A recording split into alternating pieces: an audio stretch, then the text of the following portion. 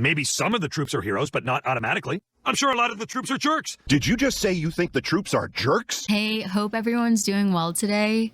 We're going to look at some fat activism, but instead of responding to them like normal, we're going to point out the logical fallacies in them. So before we start, let's quickly talk about what a logical fallacy is and the benefit to being able to identify them. Okay, let's say that you're defending chocolate and I'm defending vanilla. In the simplest form, a logical fallacy is just flawed reasoning. Now, if I were to say to you, vanilla is the best flavor ice cream, you'd say, no, chocolate is. Exactly, but you can't win that argument. The fallacies are used in place of sound evidence or logic, so they allow you to still be persuasive without solid argumentation. It's the best ice cream. I wouldn't order any of it. Oh, so it's all chocolate for you, is it?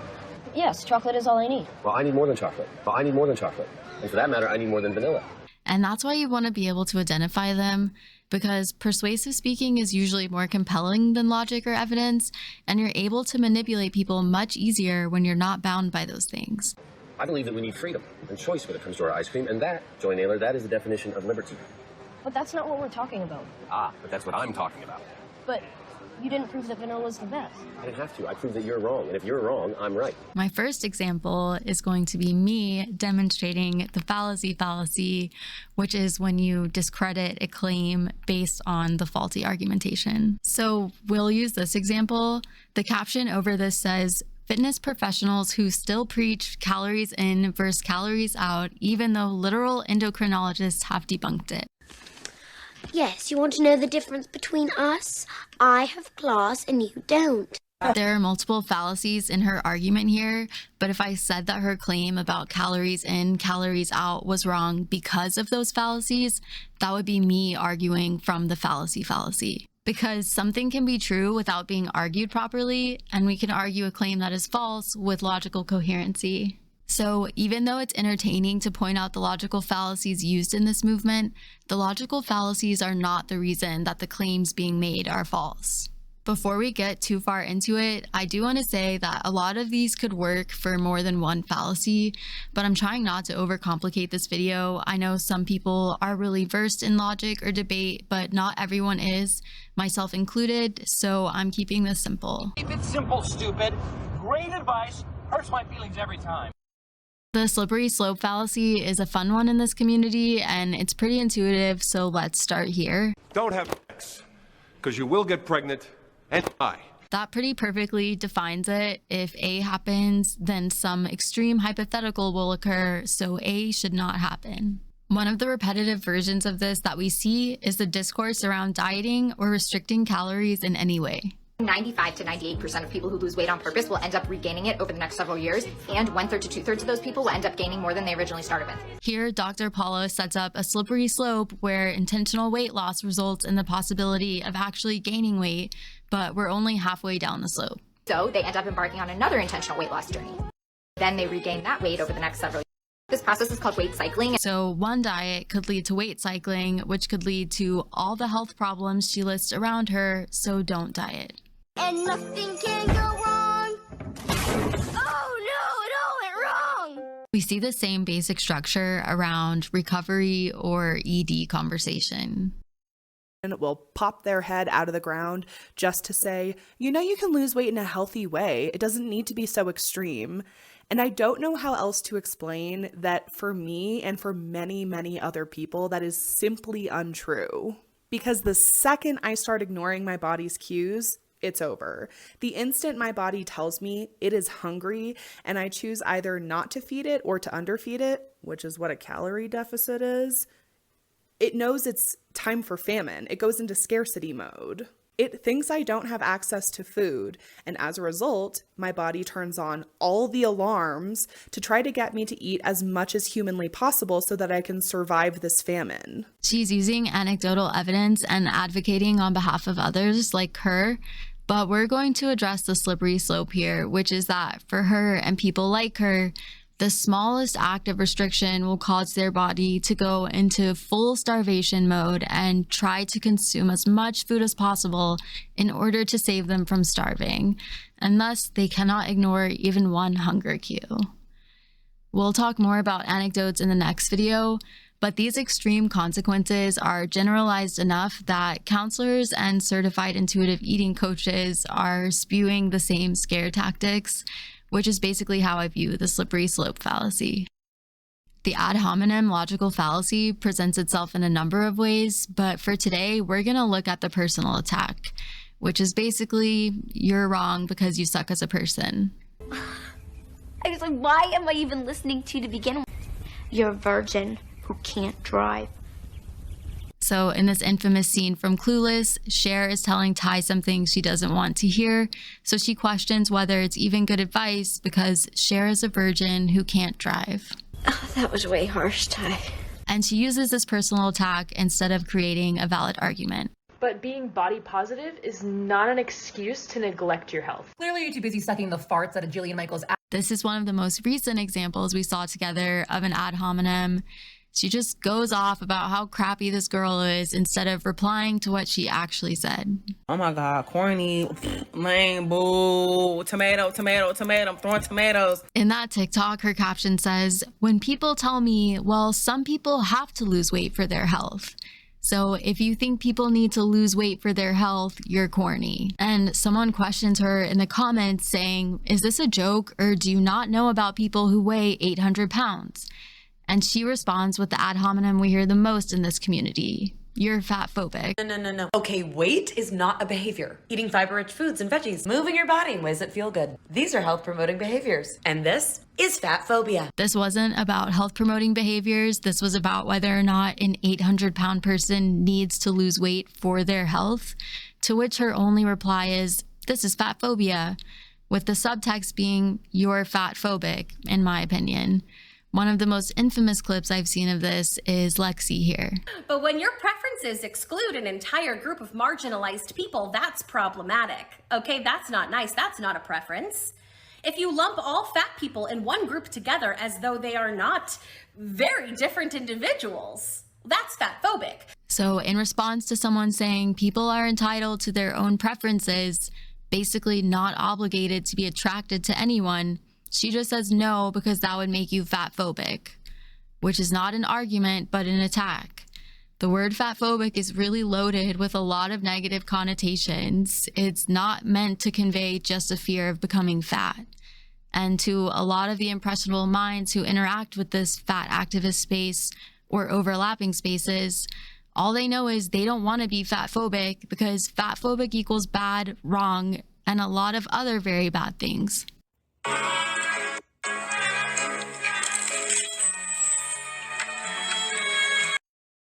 Another way we see the ad hominem fallacy is in the form of the Quo Que, or what about you? You can't just put people on display. It's cruel. Cruel? Was it cruel when humans caged other primates in zoos for centuries? In that clip, she argues it's cruel to lock humans up in cages, and he basically says, well, what about when humans locked other primates up in cages? That's not an argument for why it's not cruel. That's just pointing the finger back at someone. I'm unhealthy because I'm fat? Show me your tongue. All right, now show me your blood work, BMI score, and your blood pressure. Go ahead. Again, she doesn't argue why she's overweight and healthy. She just says, well, what about you? The tongue thing is a TikTok trend where people show their tongues to prove how healthy they are. 30% of fat bodies have type 2 diabetes. 24% of thin bodies have type 2 diabetes. I had to edit that because of the Adele playing in the background, but she's saying, well, thins get the same diseases as overweight people, so y'all aren't healthy either. The next one we're going to talk about is the no True Scotsman fallacy. You're not a real New Yorker until you've been robbed. The form is basically, you're not a true blank unless blank. So for this clip, you're not a true New Yorker until you've been robbed. If you're a New Yorker who hasn't been robbed, then you're not a true one. So Jordan's getting canceled today because they said some controversial stuff. I'll tell you what it was. What was it? I said that intentional weight loss is not a body positive act. And that's one of the versions we see the most. It would follow that if you do pursue intentional weight loss, then you're not truly body positive. Since usually people get blocked when they disagree here, we don't get the full no True Scotsman structure very often. If your feminism does not include fighting fat phobia and body liberation, it's not fucking feminism. So here it would follow that if you identify as a feminist, but you don't believe in fat liberation, then you're not a true feminist. This fallacy really just functions as gatekeeping. We see it all over social media posts like these, where this person says, you can't be body positive if you say you don't want to promote obesity. Do whatever you want with your body, but do not look me in the eye, tell me you are on Weight Watchers, and then in the next breath say you are body positive. The style argument is not very compelling to a person with little stake in identities, but on TikTok, identities are a pretty valuable currency, so this argument style can be a pretty powerful manipulator. When we argue the value of something based on what that thing is rooted in or its source, that's the genetic fallacy. I'm the good guy, remember? Perhaps, but your power is rooted in darkness. In this clip, Buffy argues she's the good guy, and Dracula challenges that by saying her power is rooted in evil. Where Buffy's power is rooted does not determine how she uses it. All right, I'm going to put the BMI BS to bed. BMI is rooted in and them. I stop there because even if the BMI is rooted in what she says, we need more to disqualify it as a formula than what it's rooted in. However, the source of something is not completely irrelevant. It's just usually not relevant per se. And what we see a lot here is this overextension of, well, since BMI is rooted in these things, so is all of our weight science. This comes up a lot when I talk about how the word obese is a slur. At least one person will always pop their head out of the ground to say, obese is a medical term, as if that somehow makes it better. You know what else used to be a medical term? Like a lot of bad shit we don't say anymore. In this clip, she's trying to argue that the word obese being a medical term doesn't make it not a slur, because look at the history of medicalization throughout time. We don't perform ice pick lobotomies anymore, and doctors no longer advocate for the health benefits of smoking cigarettes. This flawed system being the source of the word obesity doesn't actually address why it's a slur. Oops. More importantly, when a marginalized group tells you that a word or practice harms them, you can just go ahead and believe them. A marginalized group being the source of a piece of information does not make that information automatically true or correct. You use the genetic fallacy like this to stop people from asking questions because you don't want to be the person questioning a marginalized group, right? I go drink water and mind my business. Mind my business. Drink water and mind my business. Here Marissa is dancing around to a song about minding your business with the caption, "What thin, white, cis, able-bodied women should do for the body positive movement," which is mind your business. So here, anything from this source is not relevant to body positivity, which could be challenged in this space just by presenting the work Lindo Bacon did for both fat acceptance and body positivity before they identified as non-binary, and obviously before they were canceled. It's not exactly a secret that the only reason obesity is even termed a disease is because the American Medical Association went against the advice of its own committee to classify it as a disease. In 1998, millions of Americans became obese and overweight overnight. Sorry, what now? Yeah, and the National Institutes for Health changed the BMI classifications based on research funded by weight loss drug companies. Say more right now. We don't need him to talk more about this because even if we pretend that the obesity epidemic was born of pure corruption and conspiracy, this would not negate the plethora of research we have on the health consequences of obesity. If you ask someone why they think being fat is bad and they tell you it's because it's unhealthy, immediately stop listening to anything else they have to say. Obviously, a person who thinks being overweight is unhealthy is not a person with nothing to offer. So to say immediately stop listening to this source is pure genetic fallacy. Because cultural fat phobia predated any medical arguments against body size. This bias influenced doctors' thinking and affected all the advice they gave patients and all the research that was published. If you don't believe me, Google the obesity paradox. And let's pretend that all the medical advice and research we have on obesity was rooted in fat phobia. That would not make it irrelevant on its own. You need to refute the science with science, not attempt to disqualify it solely on what it might be rooted in. The strawman fallacy is when you distort or misrepresent your opponent's argument to make it easier to attack. So in this clip from BoJack Horseman, BoJack is about to have his argument strawmanned. That the troops are heroes. I don't agree to that. Maybe some of the troops are heroes, but not automatically. I'm sure a lot of the troops are jerks. Most people are jerks already, and it's not like giving a jerk a gun and telling him it's okay to kill people suddenly turns that jerk into a hero. Did you just say you think the troops are jerks? BoJack, of course, did not say that the troops are all jerks, but that is way easier to attack than the argument that giving someone a gun doesn't automatically make them a hero. What you actually are calling promoting obesity is just fat people not hating themselves and in fact having the audacity to like and celebrate themselves. We talked about promoting obesity in our last video, and this is one way we see the straw man here. An activist will actually have content about how great being overweight is, but straw man you by saying, so you think me just living my life and not hating myself is promoting obesity? But we also see the straw man from observers in this community. When someone is in this space just living their life and showing off an outfit or something, a person will observe this and say, stop promoting obesity. We'll use the red herrings in this for the next video.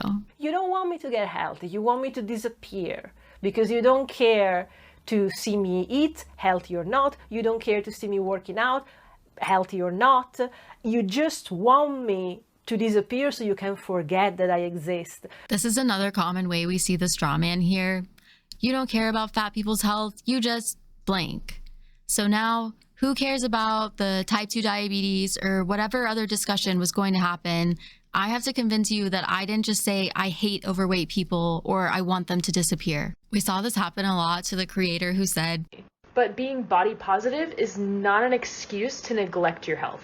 She got stitched by a lot of other creators who basically just met her with different versions of why do you hate fat people, regardless of the fact that she prefaced with, all for body positivity. The human body is amazing, and there's so many different shapes and sizes and color, and it's honestly fascinating to me. But accusing her of hating fat people is much easier than addressing the original assertion she made. There's something totally free you can do that gives you the same rush as ice cream. It's walking. Are we still doing this? Stop making people feel bad about wanting ice cream. Ice cream's fine. Go eat some ice cream. Go take a walk if you want to take a walk. They're both great. Absolutely tired of y'all. I cannot. That's gonna be it for today, y'all. I hope you enjoyed the video. Let me know if you did by giving it a like and subscribing if you haven't already. There are a lot of logical fallacies, but for this series, I'm gonna keep them to the more common ones. I'd love to hear some of the fallacies you think we hear the most, or any arguments you hear a lot and you want me to connect to a fallacy. Once you start looking for these, you see them everywhere. I'm sure I use them even when I argue with some of these TikToks from time to time. Also, I asked people about the 16 personalities in my community post recently, and I'm gonna tally that up soon and see how we're distributed on here, just for fun. So if anyone hasn't put theirs yet, go ahead and do it if you're interested. Again, thank you so much for making it to the end of the video. Let me know what you thought, and I will see you in the next one. Take care until then.